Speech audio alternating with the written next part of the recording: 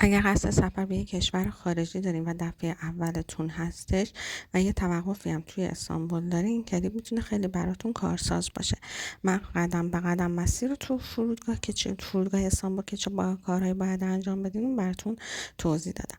اول از اینکه توی فرودگاه امام خمینی که شما هستین کارت پرواز دوتا مسیرتون رو میگیرین و اینکه دیگه توی اون فرودگاه استانبول شما نیازی ندارین که دوباره دنبال کارت پرواز باشین و از این بابت اصلا نگران کارت پرواز توی فرودگاه استانبول نباشین. فقط باید برید شماره گیتتون رو پیدا کنین.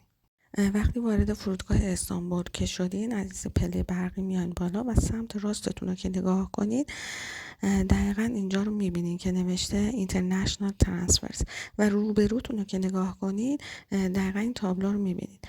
به سمت راست که فلش زده میرین و این مسیرها رو، این لاین ها رو باید تماما برین تا اون جلو تمام وسیله هاتون رو چک میکنم و وارد گیت بعدی میشین. خب وقتی که از گیت رد شدیم میرسیم به یه تابلوی که نوشته International Departures.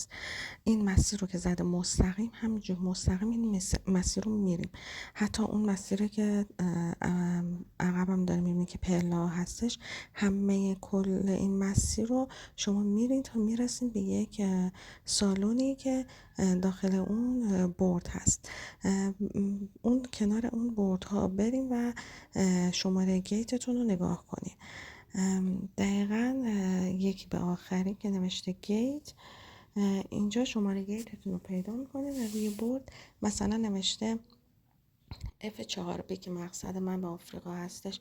روی این خب وقتی شماره گیتتون رو از روی بورد پیدا کردین، روی پایه های بورد آدرس گیتتون رو زده که به چه سمتی ما باید بریم. خب من F4B بودم، باید میرفتم دنبال F. این مسیر F رو رفتم، از روی تابلوهای آبی میریم تا این مسیر رو پیدا کنیم. اول حروف الفبا رو به ترتیب میریم، بعد F1 F2 دوباره به ترتیب گیت های متفاوت هستش. الان من باید میرفتم تا برسم به F4. F4 رو رد کردم، میرسیم به F4B که منتظر میشیم تا گیت باز بشه. خب اینجا جایی بود که بعد ویزا و پاسپورتتون چک میشد، بعد که دیگه وارد هواپیما میشدین و مسیری که من رفتم 7 ساعت روی راه بودم. این هم نمای هوایی مسیرم بود. اینجا هم که مسیر رو داره نشون میده که چقدر تو راه. خب اینجا وقتی وارد فرودگاه مقصدتون شدین یه مسیر رو همینجوری طی می‌کنید تا برسیم به 2 تا تابلو. این دفعه باید برین قسمت بگیج ریکلیم که بارتون رو تحویل بگیرید. قبل از اون یه پاسپورت کنترلی داریم که ویزا، پاسپورت اونجا چک میشه، انگشت نگاری میشه، بعد وارد اون یه سالن میشه که بهتون میگن کدوم قسمت بار شما اومده، مثلا بارتون رو تحویل میگیرین، از اینجا هم خارج میشین.